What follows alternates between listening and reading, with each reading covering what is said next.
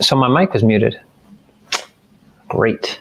So yeah, somebody give me a mic check. Make sure I have sound now. Nobody can read lips? What is that? There's got to be somebody out there that can read lips. Let's see.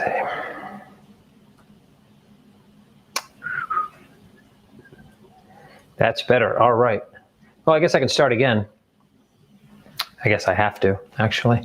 Fortunately, I didn't answer any questions. I was just babbling to myself. So didn't really miss anything. So anyway, we'll get started again. 2 minutes of me talking to myself. That's a normal Friday, I think. So we didn't start off too bad. Is Flux staking coming today? No. But it's pretty close though. But no, not coming today. Lots of work both on the front end, on the dev side, as well as on the legal side to get terms and conditions knocked up. Those are the things that nobody ever thinks about until, right towards the end, on both sides, actually.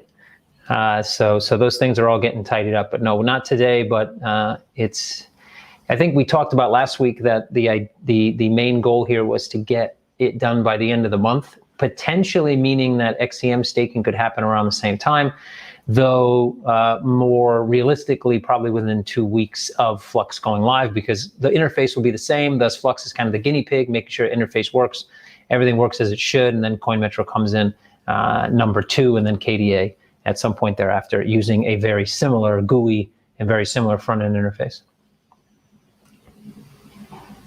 Nope, not shaven, actually. It's just, you can see there's actually a good amount of length here. Just been combing. So last time I just let the beard go natural and wild, and I looked like I lived in a log cabin out in the woods, and really hated everybody I've ever met in my life. But now I'm trying to comb it a bit. I don't know. It has been trimmed, but only like every once in a while you get one of these hairs that's 17 times longer than the rest. So, but no shaving. No shaving whatsoever. I can promise you that. Let's actually get a question. It'd be nice. How can you avoid what happened with the flash crash, and how do you deal with that tiny buy orders after that? Thanks. Hey, Ronan. So it wasn't everybody, I want to back up a bit here. So the term flash crash is a legitimate term, actually from legitimate capital markets, way before crypto ever appeared on the planet. This was not a flash crash. Flash crash happens for legitimate reasons when there is, a whole lot of more sellers than buyers. Simple as that. Or just a whole lot of sell pressure and a whole lot of stop orders. And that didn't happen here. What happened here was someone was actually taking part in our bug bounty, which we're doing through Hackin'. And rather than following the rules, which is if you find something that you feel might be a bug or an exploit or something, you communicate the details. It is tested then, obviously, outside of production. And then if it's proven to actually be an issue, it is fixed, and then a bug bounty is paid. Well, this person didn't follow those rules. Too long, don't read. Just went ahead and found what they thought was an exploit through our demo APIs and just went ahead and applied it in production. It was something that wasn't discovered when we did the pen test, wasn't discovered obviously in our own post-mortem of the pen test and the follow-up with the pen testers. So in actuality, somebody found a good bug. They would have got paid probably a good amount of money to find that bug, but because they didn't follow the rules, they didn't get paid anything. And what happened. So how do we mitigate those type of things? Well, more pen tests, more frequent pen tests. That's how you find those type of bugs. Those, bugs, exploits, etc., things like that, especially if something is complex. I think most people have this misconception that an exchange platform is a big buy button, a big sell button, and then there's like an Excel sheet in the background with some macros built into it, and it just crosses orders. And maybe that's too much of an over or a gross simplification, but I think most people believe this business is, from the technical side, is relatively straightforward. It's not. There are a million things that happen in the background at connected liquidity providers, internal ledgers, external APIs that have to happen in less than a second, in milliseconds, for the system to actually function. And any one of those things can have complications. And, these things are going to happen, just like, things always happen in life. Well, things always happen with code as well, especially a code base that's as complex, as heavy, and as growing, as large as our code base is. So this should have been discovered in the bug bounty, and we would have found it outside of production and fixed it. However, again, it was found in production. Either way, it led to no damage. No one was damaged. There's been a few clients that had some residual issues that needed to be patched up after we did the initial reset. All those have been patched. There may still be 1 or 2 clients out there that might have something they feel might be correlated to what happened. And of course, we'll take a look at it and we'll set it right, basically setting it back to where they were right before that fake 5 million XM was sold by way of this fuzzer attack. So, or fuzzer exploit, I should say. So how do we deal? I think the time period we looked at was about 5 seconds. It took 5 seconds for those fake 5 million XM to be sold, and then the market reaction basically took 5 seconds. Everything within that scope, the price is somewhere between 12 and I think 26 cents. Maybe it was 24 to 26 cents, somewhere in that price range. In that 5 seconds, all those orders were reverted.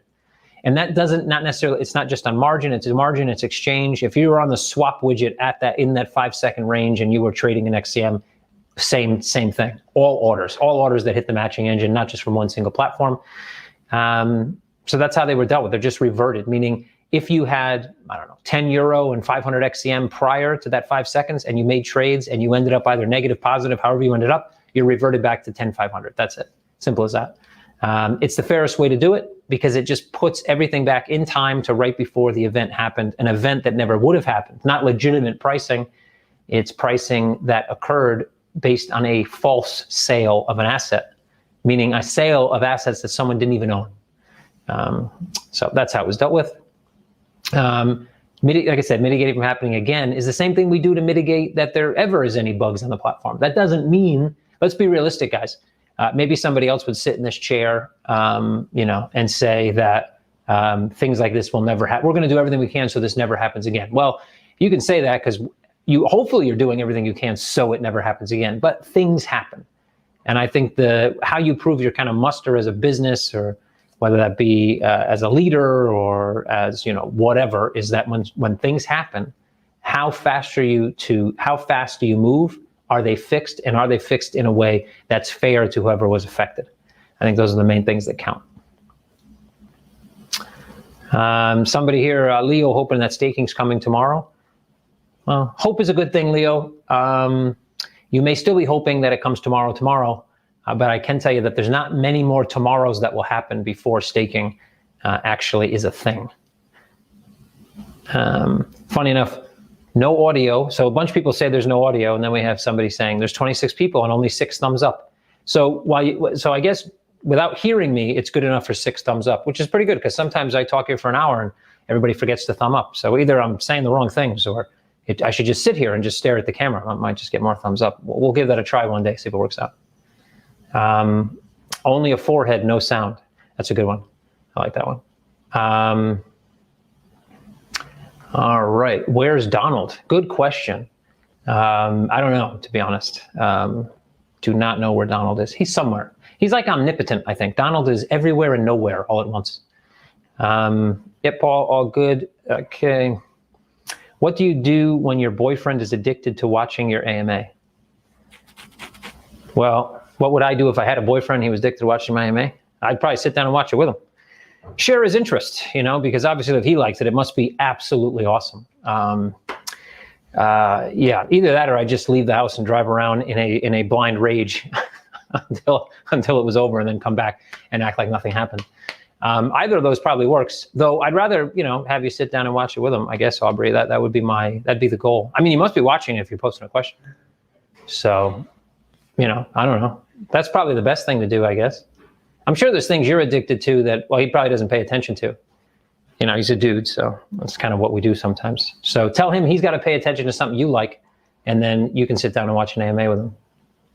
50-50. That's how relationships should work. Should. I emphasize should. Garlic or parsik? Oof. Well, it is Pizza Friday. No, when is pizza? I think Bjorn has, was it Bjorn that does pizzas? I think that's Pizza Sunday or something. I guess if it's Sunday, it's got to be garlic. But every other day of the week, I'm going with parsik. Where is Donald? When will you let him back in? I didn't take him out of Telegram. I think Oliver booted him out of Telegram. But the guy, let's be fair, I've seen a lot of posts from Donald. Donald's kind of like, it's on Tuesdays, Donald is when moon. Wednesdays, Donald is XCM is terrible, or CoinMetro is horrible or something. Thursdays, Donald's talking about the fact that XCM is going to zero. And then Fridays, Donald's talking about how he just bought 1 million XCM and sold it for the biggest profit in the history of mankind. So, I guess definition of a troll, it's not terrible to have pet trolls, in a community. Keeps everybody alive and kind of paying attention. But it does get kind of annoying after a while. I think after a cool-off period, maybe, Donald will probably get let back in. To be fair, the guy probably created a new account, and his new name is probably Ronald. So maybe Ronald's the next guy. Maybe Ronald Coin is coming. I don't know. Do I have to make a new account on Backify, or will it be transferred from CoinMetro or ignium? No correlation between either of those three, other than the fact that obviously they share some form. CoinMetro, Backify share a bit of ownership. I own a bit of ignium as well. I seem to own everything that we put on the Invest platform. Not by design, by the way, guys. I don't know, by coincidence. Sorry. Backify. So Backify obviously has a service, and you'll have to sign up to use the service, meaning cashback from websites. That's not going to be the same account that you use for CoinMetro. At some point, we may have some SSO, like single sign-on between the two, especially when we start to merge more services between Backify and CoinMetro. Backify using maybe CoinMetro debit cards, Backify providing more cashback for debit card purchases from CoinMetro, et cetera, et cetera. You may start to see SSO options, single sign-on. In the beginning, though, you're going to have two separate accounts.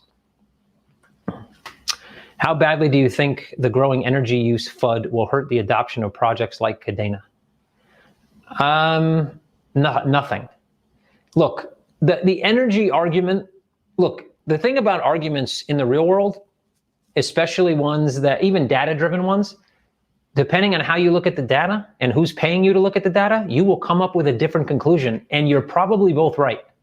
So in the energy consumption argument, you're right if you say it's a lot of energy. You are right. Good job. You looked at a chart, the chart went literally through the fucking roof, and you said, that's a lot of energy. You got a gold star for today, man. Gold star for you. But if you dug a bit deeper and said, wait a minute, what does the Bitcoin network actually do, right? It moves value. Okay. So what other systems in the world move value? Let's think of a few. Swift, MasterCard, and Visa. Let's take MasterCard and Visa. It's a good one. Every time you go to a store, you've seen the payment terminals, right? Those fuckers don't run on sugar, right? So you have to plug them in. They take energy, right? Every time there's a swipe, there's data processed from the place you're buying that ugly t-shirt to the place that's processing that transaction, the underwriting bank, to Visa and MasterCard to put it on their own ledger system, and then back every time you do a transaction. Then they batch those transactions every evening and send that data off not only to the bank, and the bank also transmits it to that Visa or MasterCard. That's a lot, considering the fact that they can do about, 80,000 transactions a second, and almost everybody and grandmother has at least one debit card and makes purchases with it every day. Now, take that and the fact that all those banks have employees. Those employees have to take cars, boats, trains, buses, rickshaws, whatever, to the office, right? They don't all drive Teslas. It's a good thing, though, because most Teslas, obviously being powered by electricity, are powered by coal-produced electricity.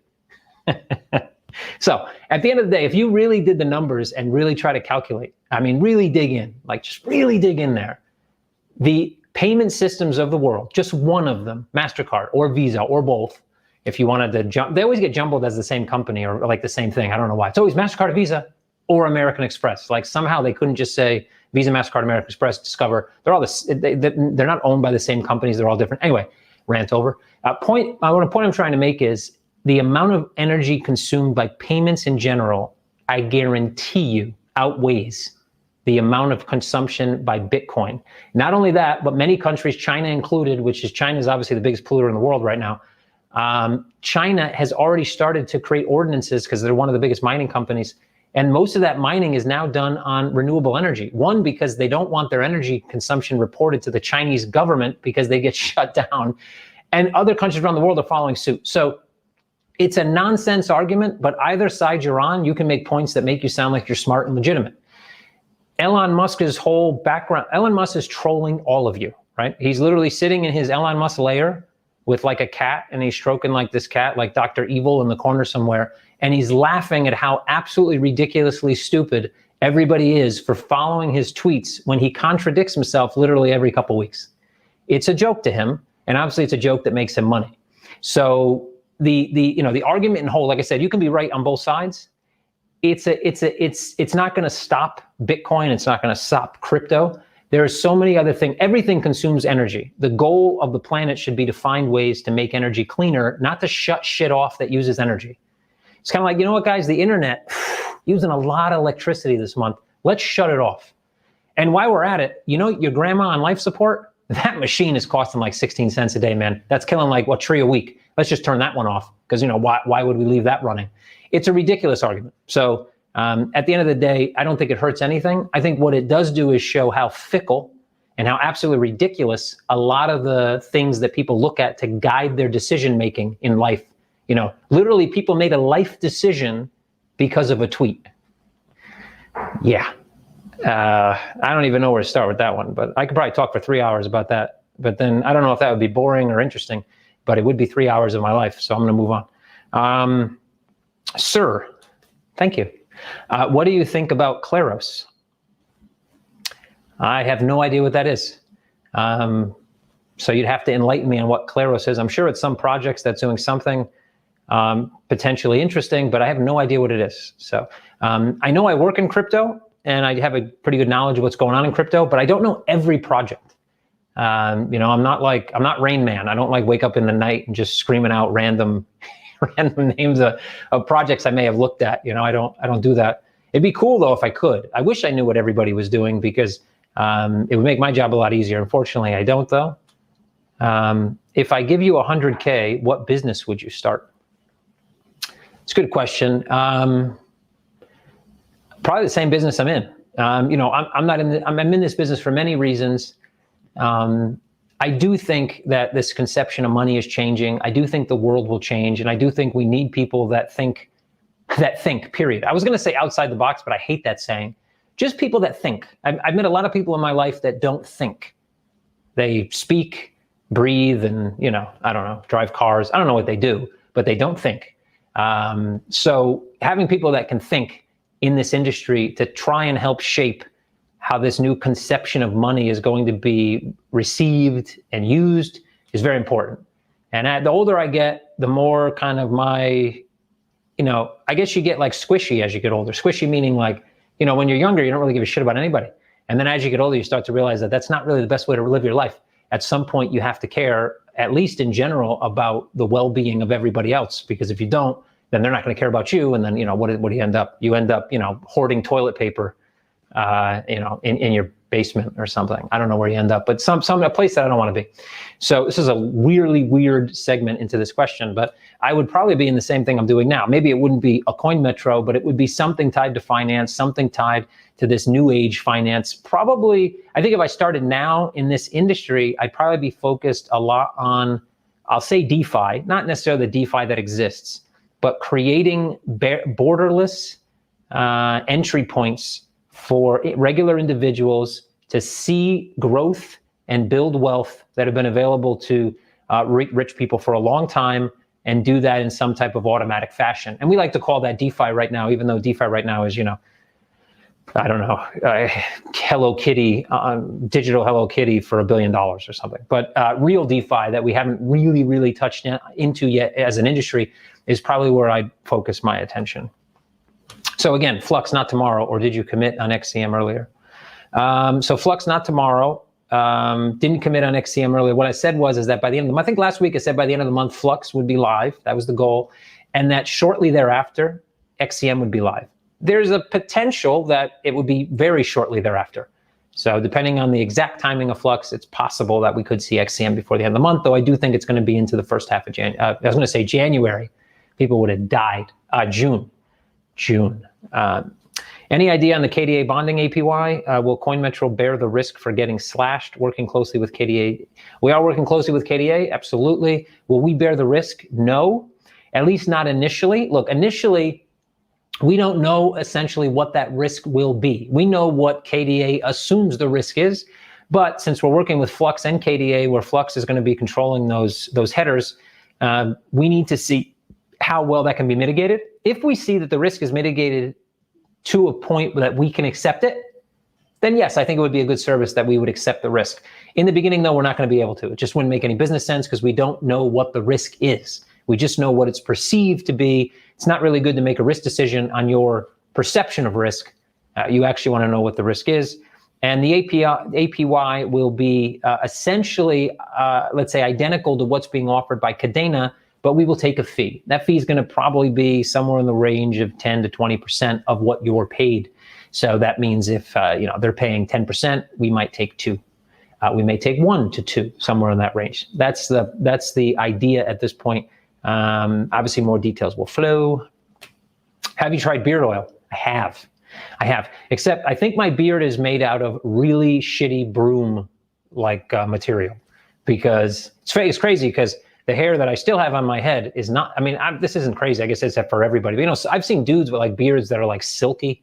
I don't know, maybe they're just using a bunch of beard oil. I don't know. I don't really ask. Like if I see a dude with a silky beard, I'm not going to walk up to him and be like, bro, what kind of beard oil do you use?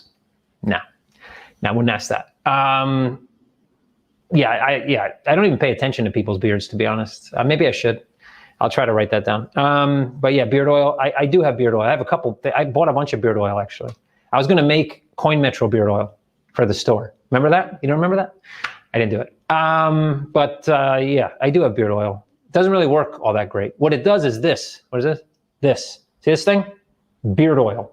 Because like I put the beard oil on, like I'm in like this, I guess, in the morning. I don't know what I'm doing. And so it kind of like doesn't just sit on the beard and then I just leave oil on my face, which obviously isn't the best thing to do, I guess. Throw away Canuck. Hey, Kevin, any news on the AirDrop family? Reminiscing. And do you have any info on PRQs, upcoming news? Lots of delays and secrecy, but I'm still confident. Anything to add from on their end? So AirDrop family, reminiscing on the AirDrop family, still a thing. The more listings we start to do, the larger CoinMetro gets, the more leverage CoinMetro has to get companies to get into that AirDrop. It's going to happen at some point. Definitely still a thing. Why do you have PRQ? So I like a seizure. No news from my side on PRQ. I actually, the last couple of weeks on Fridays, I was invited to go sit down with the guys and actually play a bit of poker. I was just worried that the PRQ guys are now outside of my my range that I'd be willing to bet on a poker game. I don't know. I kind of envision them like betting PRQ chips, like all in. And then I'm just kind of sitting in the corner like, that fold, and then that's just the whole night. Point is that I haven't really had a lot of discussions with them. Last 2 weeks I couldn't make it out of the plans, unfortunately. I haven't been invited this week. Maybe that's because I didn't show up the last 2 weeks. But I do plan to see them at some point in the near future. I'm not going to drop anything if they don't want me to drop it, that's for sure. What I can say is they've definitely been diligently working. We have had a few conversations, myself and a few members of the team, just about, how was your week? Like, yep, it's like Groundhog Day. Wake up, go to work, get a bunch of shit done, go home, go to sleep, wake up, go to work. So they're definitely working. They're working overtime to get things done, Anatoly included. So we'll see. If I do have some information they allow me to share, I'd be happy to. When is the release date for CoinMetro, Kevin Murcko CoinMetro rap? Is that like Saran wrap? Or you mean me rapping? Because I did mention, let me clarify what I said, just to be clear. Let me clarify to be clear. It's Friday. You can say stupid things. I said I knew the words to almost every rap song between 70, we'll say late 70s, up until about 96, 97. I didn't say that I could rap them as, very well. I can do it. I've karaoke'd some rap songs. There are absolutely no videos of this, and no one will ever see it. But if you were lucky enough to be there, you'll never forget it.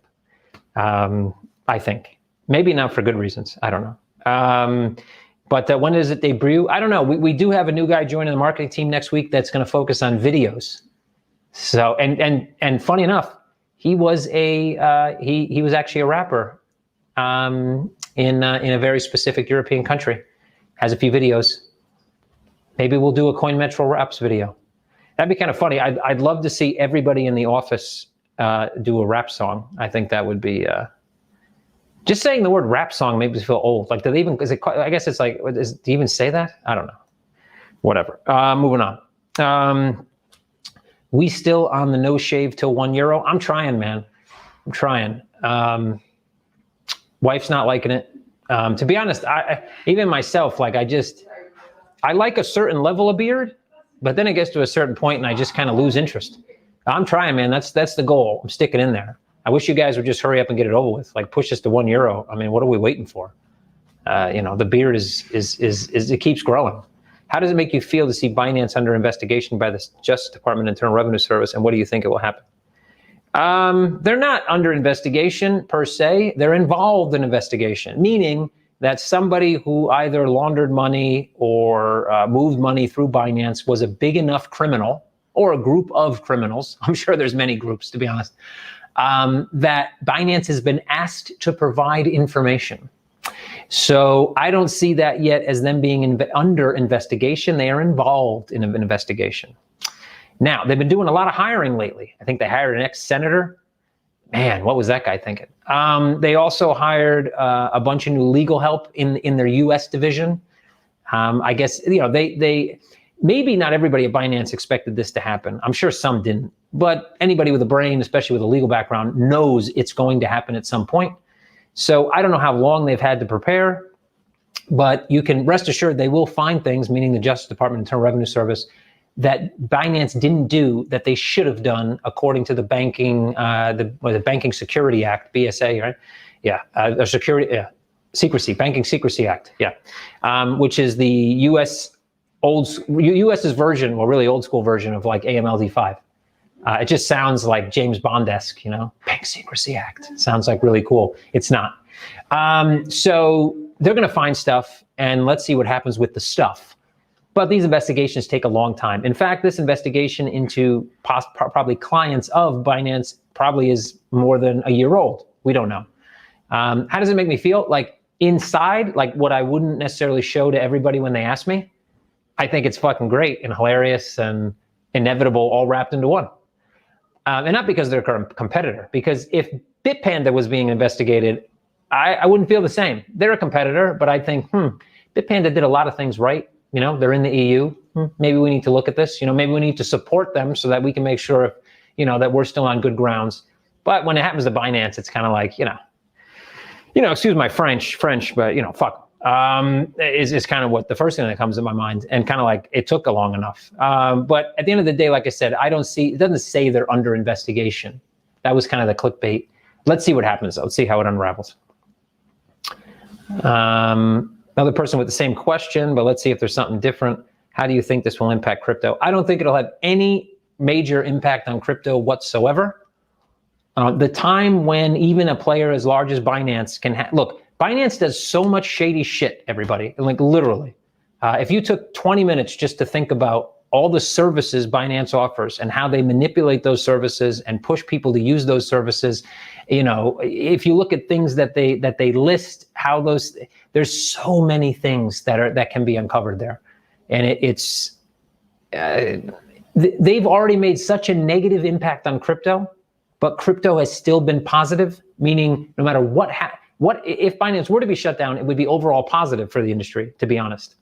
But the initial impact, there would be an impact. There would be some, buy the news, sell the fact type of impact. But I wouldn't expect anything long-term, to be honest. There would be, depending on how assets were frozen, redistributed, held for 5 years by the Justice Department while they investigate, that would have a bigger impact. Because imagine all funds at Binance being frozen for 5 years. That's a lot of money off the table. But you know what that means to people that don't have their assets on Binance? Lots of liquidity, lots of circulating supply gone for 5 years. What do you think that means to price?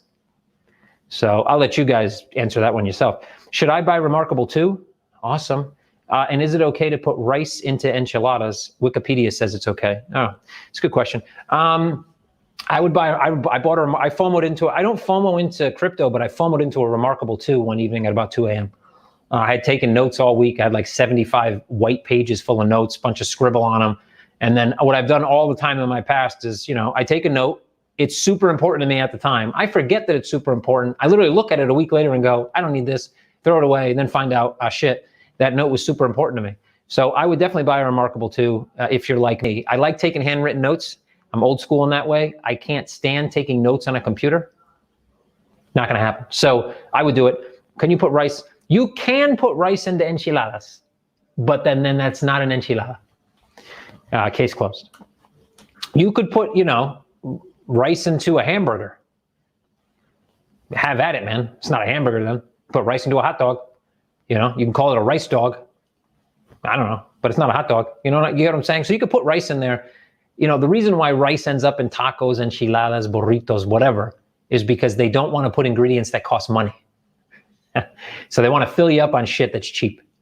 So there goes the rice. Now, I have seen enchiladas like say you go to Puerto Rico or something where rice and beans is a big thing. It's mostly bean, but it has some rice because they just mix the two all the time. So it's kind of like they're not going to wash the rice off the beans. You get what I'm saying?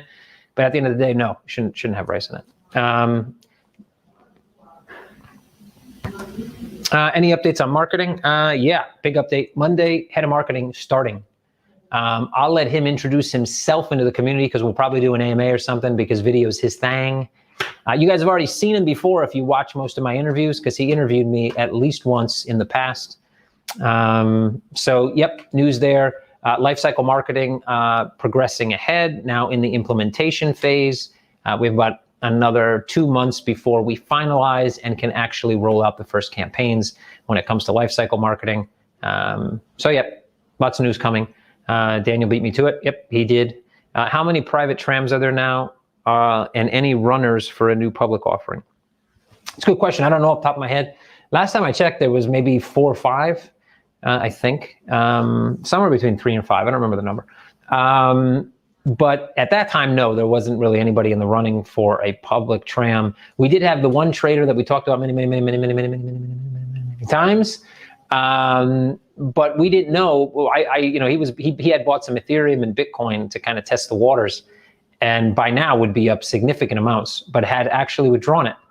So he was up something like 30-40%, and then he just withdrew everything. So on that note, Tram is definitely going to be something that we are going to overly market in the coming months once the complete kind of reset is done on Tram. So redesign, add new features, etc. It's going to be a major piece. It is a major piece. Everybody knows Harold on Telegram knows that lots of our volume come from Tram.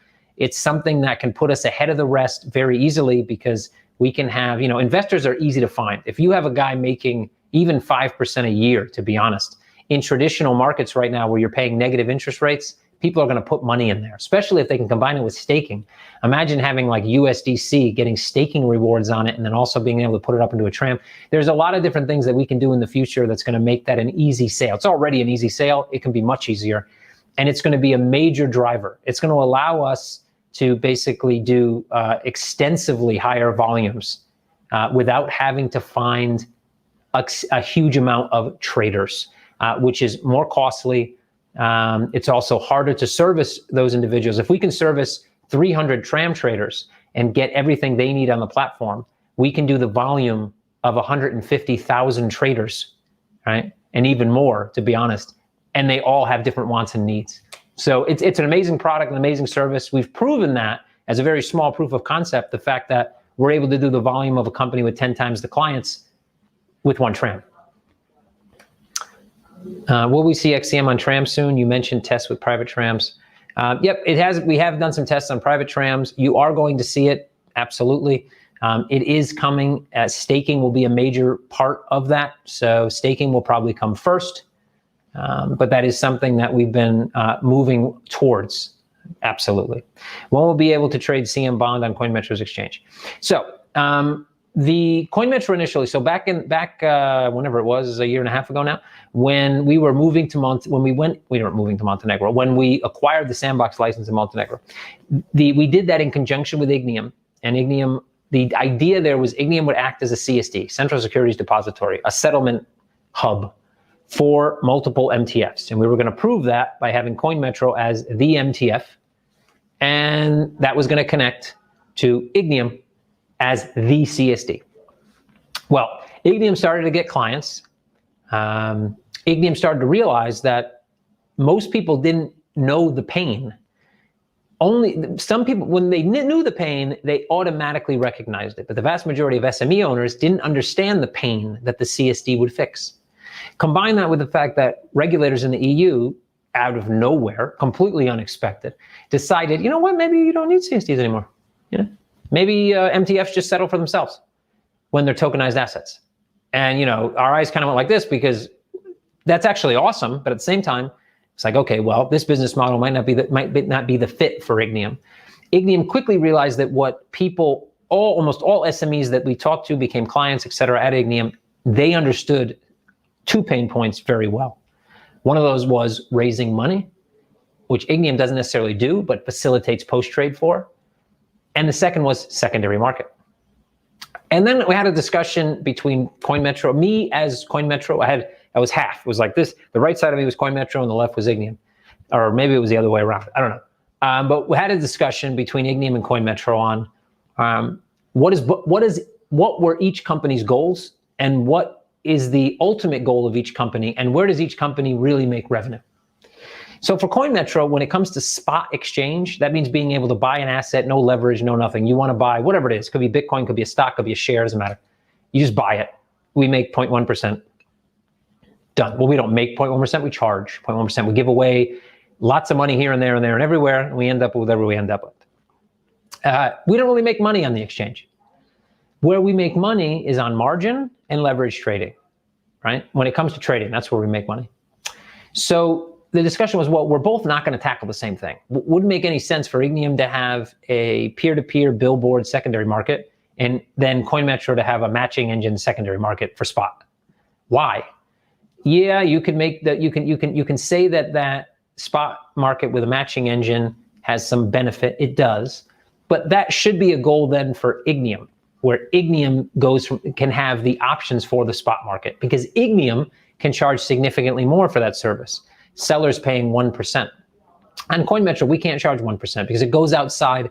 Not that it's necessarily expensive, because for SME liquidity, paying 1%, if you're a seller, you're getting out and you're paying 1%, it's a pretty good deal. But in terms of how we price, it's just not, it doesn't fit into the business model. So the idea came that, okay, well, look, Ignium's going to focus on spot. So right now you can take your CoinMetro bonds, go on Ignium spot market and sell them. In the future, once we acquire the licensing, which is why we just did this private round at CoinMetro, to acquire licensing that's going to allow us to do CFDs, futures, derivatives, etc., we will open a derivatives market on leverage to trade these same equities and bonds, but on leverage. So that will create more liquidity that can then be pumped into Ignium's spot market and give Ignium a little bit of a boost. And the two companies can basically share clients. When clients come to CoinMetro wanting to buy spot, they go to Ignium. When people come to Ignium wanting to trade, day trade, or speculatively trade those assets, they're going to come to CoinMetro. And I think that's probably the best of both worlds for both companies. So in terms of CM bond on CoinMetro's exchange, meaning spot, not going to happen. It will be, however, on a derivatives platform like Margin that will allow you to trade on leverage a derivative CFD of that bond. And that's going to happen as soon as we acquire licensing. For now, Ignium is doing a lot of work behind the scenes. The next iteration of that secondary market is only a week, 2 or 3 away. And that is going to be an e-commerce style secondary market. It's quite a cool concept. Hint, you want to keep Ignium in your mind because in the next less than 2 weeks, you're going to hear a lot about Ignium, and potentially, you may hear some information that's going to get you excited to potentially participate with that company. Participate. That's as far as I'll go with that. I'll drop a few more hints now and again throughout Telegram this week. But a lot of cool things coming from Ignium. That e-commerce like secondary market. Imagine a place, a mall, if you would, where a company can actually advertise its goods and services, and at the same time allow you to buy its equity or debt. So it's kind of like you buy a pair of Nike sneakers. Nike says, thanks for making the purchase and supporting Nike. We love you. By the way, if you really want to support the company and you really want to, feel a part, why not add an extra 10 euros to your shopping cart and buy a share of Nike? and that's it. And that e-commerce-like journey, I think, is amazing. And I think it's something that's going to propel Ignium forward, and just something really cool to look out for. So we got the fake CoinMetro posting, and then we got Selena, some fake person who said that, watch out for the fake CoinMetro again. These guys are insufferable, and Facebook is just a shitty company that doesn't pay attention to anything, except the fact when you want to do legitimate advertising from regulated entities. Oh, they police that. That's important. But people outright defrauding people in the name of business, in the name of businesses that hold trademarks. That who cares about that, right? No big deal. They also really care about stifling the voice of an ex-president. Now, I don't care what you think about the ex-president in question, but that's ridiculous. Imagine being president of the United States of America and a private company that's sole job is to transmit what other people say. It's telling you can't say anything on their platform. That's just amazing. Is the stream working? I think it is. I hope so. Any bizdev this week? Whoo. Lots of operations this week. Still new people coming on, restructuring, getting the COO more and more into the company's inner workings and products and da-da-da-da-da-da. So lots of operational stuff. So bizdev this week, I don't know. I'll think about it. Something might pop into my head because there probably was something, but hit us with a quick and easy Mexican recipe.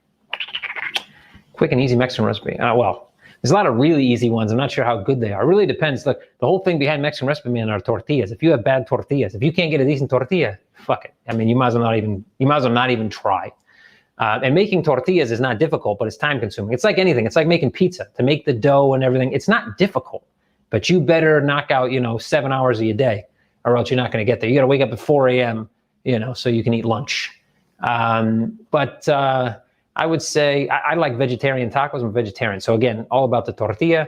But basically, you're talking about so the beans is also, obviously, you have to be good. You don't want to pick any bean, right? Any bean is just not gonna work out. I'm trying to think, because the bean is named something different in every country. Here in Estonia, for example, there's a different name for this bean. Jesus, I'm gonna have to think about it. Actually, next week I think we'll do 5 minutes on a Mexican recipe. I would even cook it for you, but I don't want to film myself in the kitchen because I make a mess and then it's like public. When hopium, dude, have you been listening for the past 48 minutes? It's like this whole show is hopium. Actually, it's relium. I think I'll call it relium. It's relium. It's not hopium. You don't have to hope. It's real. It's real. Oliver mentioned something bigger than staking to be on the horizon. Staking is quite bigger than staking. No, so there's many new things on the horizon, many new passive income generators. And in many ways, could be bigger than staking. Staking in and of itself is kind of lending, especially when when you have to support it. So think down that road. But definitely lots of more really cool stuff coming. Another guy named David spouting some bullshit, so watch out for David Valencia. Jesus. Kevin, you literally predicted the Musk Dogecoin shilling. Yep, I agree. It's just market manipulation. Please, can you tell me today's lottery numbers? Whoo. Let's see. 22, 17, 45, 18, 6. Is that enough? I don't even know. I think every country might have a different amount of lottery numbers. If you win though, man, you don't have to give me anything. Just tell everybody that I'm really good at picking lottery numbers. I think that would be a cool thing to do in life. Just pick numbers all day. I'm pretty sure I could do that. Here's Janice Thomas, also fake. Tracy Dickerson, fake person. Let's see this one. Grace Thomas. How can I easily buy a large volume of XCM at fixed market price without having to dodge the bots? Price was constantly being manipulated with very small buy and sell amounts. Well, one way to do that is a limit order. So you place the limit order as high as you're willing to pay. And basically you will market fill up to that point. And then based on availability, you will only get filled at that price or better, because that's what limit orders are telling the market to do. A limit order says, fill me here or at a better price. Don't fill me at a worse price. The other way to do that is to put a limit price if you're buying, let's say, and you can put it below market price. And obviously you're not going to get filled immediately, but if price does go below current market price, you will be filled again at that price or better every time liquidity touches that price. That's one. if you're buying a relatively significant amount, 50K, 100K, something like that, you can DM me. Occasionally there are sellers. I can't guarantee you there'll be sellers, but occasionally there are sellers that are willing to sell, usually larger quantities. The way that an OTC deal generally happens when there's an open market is, look at the book. If someone can sell, let's say 50,000 euro, and you can see in the book, you can take the cumulative option inside of the depth, and you can see it worth 50,000 will put the price. Let's assume 50,000 dropped the price from, I don't know, 31 cents to 30 cents. Then someone's not going to sell you 50K of XCM for 20 cents, because obviously they could just sell it in the book. So there are sellers that do approach me every now and again. Usually there's more buyers than sellers. And in the last 3-4 months, that's exactly how it's been. But you can approach me, but usually those sellers are looking for 50K or above as a minimum, and you should check the book to understand more or less what kind of discount you may be expecting. Discounts can go up to 20, 30%, but in this current market, with current price, current depth of book, you're probably looking at maybe top of book, so you get the top of book price for your entire order, which could be a pretty good savings, and or maybe a small shaving, maybe 5%, 10% max off top of book price. Can hear you perfect. Awesome. Got about 8 minutes. A lot of questions are going to remain unanswered here, guys, so I apologize for that. I think we got some good questions in today, though. Hodl good or hodl bad? At what level should I sell my bags? 20% at 2x, 3x, 5x? That's all up to you. That depends on your long-term strategy. So stock markets, capital markets in general, and crypto all built on the hodl mentality. Right? If people thought they were traders, the stock market would never go up. Literally, the stock market would look, like this all the time, and probably significantly moving towards the downside. So the reason why these markets go up in time is because most people buy and hold. So hodling is not an issue if you have, what do they call them? Diamond hands. I wouldn't even say diamond hands. It's not about the hands, guys. That's because you guys say they're bags or whatever. Okay, so you need strong hands to hold a heavy bag. Great. But if you have a light bag, it's not about hands. Even if you have a heavy bag and you're strong, it's not about strong hands. You know what it's about? It's about a strong stomach, right? If you can weather through I'm up 20%. Oh, I'm down 50. Oh, I'm up 5. Oh, I'm down 17. If you can weather through that shit, if you can weather through it with a goal and you stick to your goal, and hodl, man, hodl all you want, as long as it's money that you don't need tomorrow, right? However, as a prudent investor, you should have a plan when to pull you shouldn't be ashamed to pull. Don't go on Twitter and see some guy like diamond hands. You're a loser. Don't even pay attention to those people, right? Because they probably don't own anything. And that's why they have diamond hands. It's hard. It's pretty easy to hold a bag of nothing. You should take profits. That's not a bad thing. Don't ever be ashamed. If you make a trade and make 10%, 5%, 20%, 100%, 1%, whatever you make, and the fucking thing goes through the roof the next day to 1,000%, you still profited. That should make you happy. So definitely have a plan, set it to your own goals, depending on what you're looking to do, what your goals are in terms of that investment. 20% at those intervals, not a bad idea. It all depends on kind of the momentum, the velocity at which that thing is moving. If it's moving at such a rapid rate, it's kind of like like in trading, we would put let's say a dynamic stop loss, right? A trailing stop, so that as the thing moves, you're making sure that if it tanks, you're going to take profit. Okay, it's up 2x. Now it's up 2.5x. At 2x, I'm going to throw in 50% take profit. And this way, if I take 50% at 2x, worst case scenario, I have all my money back that I invested, right? And I still have 50% in the market. It's free money, right? So you need to sit down a little bit and just play with some numbers and whatever suits you. But what you put there could potentially be a plan. Absolutely. If 10 people have a buy order on example 31 cents, who will get it? The first, or will everyone get a little bit of it as it is not completely filled? So it all depends on how the book is structured. So we've actually had a few different structures through time. Right now it is first in, first filled. So it's time-based to a certain to an extent. So yes, if you place an order at 31 cents today and there was already 20,000 available at 31 cents and you place 10,000 and somebody buys 30, you all get filled at the same time. Somebody buys 21, you're getting one of it. Other 20 is going to everybody else, basically. Natty, also a fake person, just in case you were wondering. Sebastian, so Flux holders will need to withdraw their assets to participate in the next snapshot right before staking. The plan is to support snapshots. Not sure that's going to be from day one. Potentially won't be, probably won't be, I would imagine, but it's something that you can definitely ask that in Telegram. Oliver can give you a hint on what the recent talks have been about snapshots. So just make sure you're diligent so you understand the information so you don't get caught on the wrong side, I would say. Another fake person, Rockless something, fake. David here, though, isn't fake. Hey, David. David from Wichita Falls here. Since CoinMetro infused its own cashback in April, the price has steadily fallen. Do you see any catalyst in the not so distant future to help raise the price? Absolutely, see lots of catalysts. So our token is intrinsically tied to literally the amount of transactions that happen in our exchange. And that is steadily increasing. But price went up a little faster than that increase. So at some point, the usage of the platform will catch up to price, and that itself is a catalyst. Now, when you talk about crypto markets in general, they're very hype driven. So lots of hype can also drive price. In fact, that's the main driver of price for most projects, most businesses in crypto is the hype.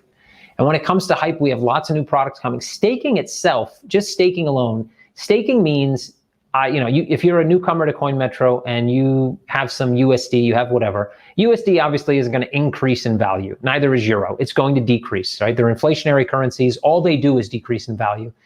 And by substantial amounts over 3, 5, 10, 15, 20 years.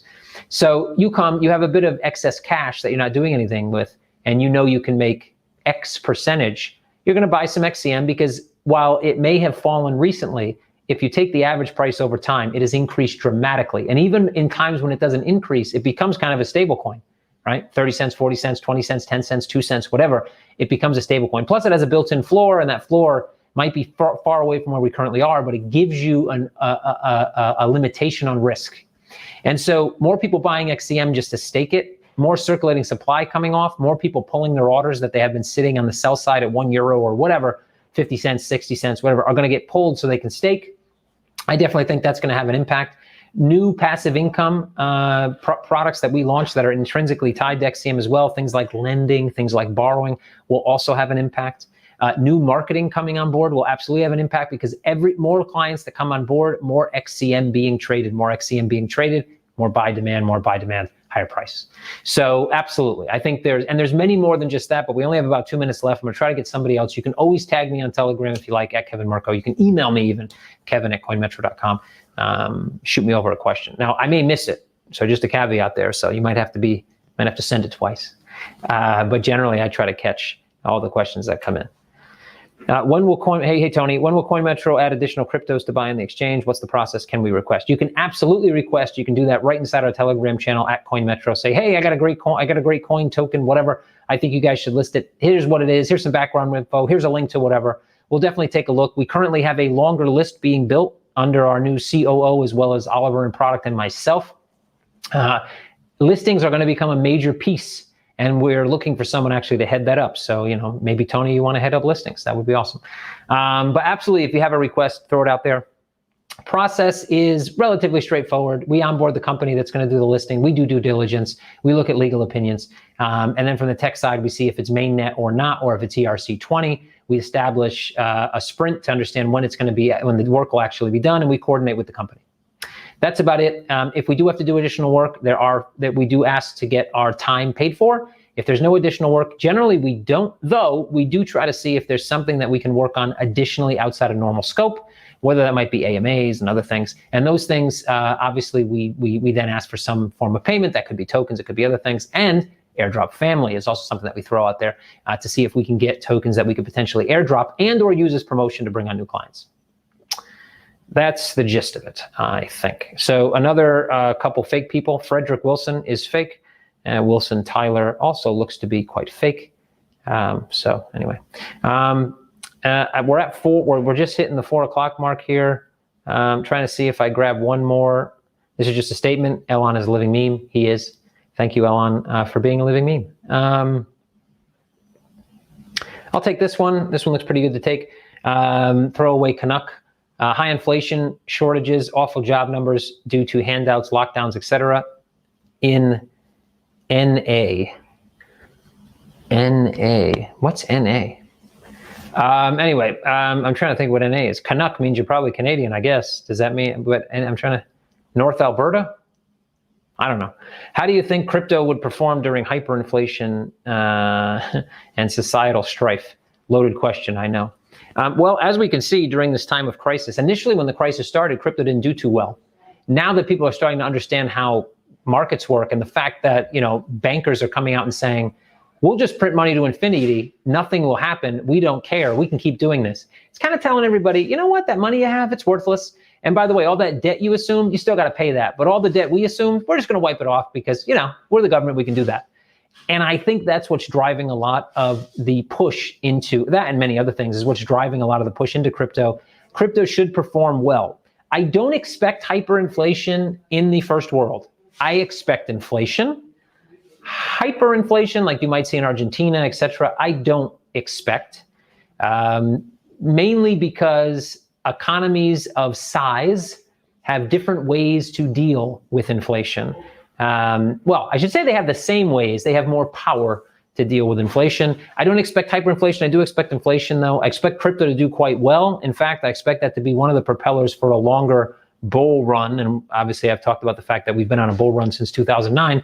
But I do expect to see more and more. It doesn't mean all crypto, doesn't mean any particular crypto. It means in general, both the amount, the size of the market. That could mean we bring on a lot more assets as well, not generally that they all go up in value, but the size of the market, the eyes on the market, and the rapid maturing of the market, I think is going to be front and center for probably could be the next 4 years. We have in the US, obviously having leadership that's going to continue to print money is going to continue to debase the currency and also debase the faith in the currency. Now, at some point, not necessarily because of Americans, because the government doesn't give a shit if Americans don't have faith in the currency because they still got to use it. But in terms of everyone else, they don't want to debase faith in the currency enough to where debtors outside of the country start to request payment in other forms of assets or payment types. So there is going to be they're going to have to walk a balance. But I expect for some time we're going to see debasing of currency, and that's only going to be good for crypto. And yeah, surprisingly enough, when I was in the US, I saw so many, they were giving out sign-up bonuses at Wendy's. People don't want to take the jobs anymore because they've been getting handouts of $600 a week, $300 a week, which is more than they make at the job. It is a recipe for disaster, and the economic impact of this pandemic is going to be far outreaching the pandemic itself. Absolutely, by multipliers. So everybody get ready for that. That's why I'm in space, you know? That's why. So anyway, guys, thank you very much. We're a bit over time. Well, actually, we're not. I have about 45 seconds. I came in a bit late. But anyway, thank you guys very much. Lots of great questions. There's lots of extra questions. There's probably some good ones in there. So please tag me at Kevin Murcko on Telegram. Tweet me at Kevin Murcko if you have a question. I'll try to answer as best I can. Let's chat over the weekend in Telegram. I usually try to visit there every once in a while. You hear a voice message or two. That's kind of what I do. If you don't like listening to voice messages, I apologize in advance, but I'm going to keep sending them. So this weekend, when you're spending time with friends and family, either outside at a restaurant, because, you know, eating inside would be crazy, or if you're Zooming them, Skyping them, WhatsApping them, WeChatting them, or if you're just a crazy person who talks to themselves, make sure you mention to yourself to buy XCM, because that's, you know, a great way to improve your own mental health. And have a great weekend. Like I said, tag me, tweet me, do whatever you need to do. Send those questions. I'll answer them. See you guys here next week. Thanks a lot for all the support. Really do appreciate it. Everyone here does. Thanks again. Cheers.